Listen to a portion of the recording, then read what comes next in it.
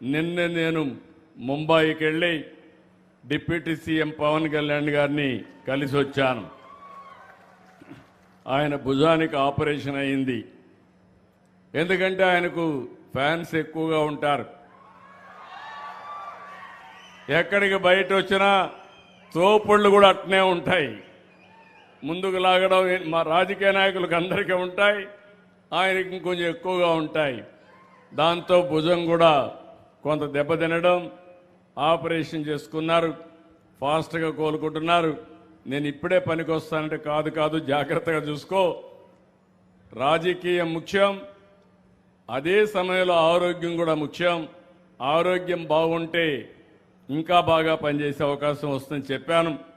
తొందరలోనే ఇంకా ఒక 3 రోజులు అక్కడే ఉండాలి. తొందరలో వస్తాడు. ఆయన, నేను, నరేంద్ర మోడీ గారు ఒకటే ఆలోచిస్తున్నాం. నరేంద్ర మోడీ గారు ప్రధానమంత్రిగా 2047కు భారతదేశాన్ని వికసిత్ భారత్గా తయారు చేయాలనేది లక్ష్యం.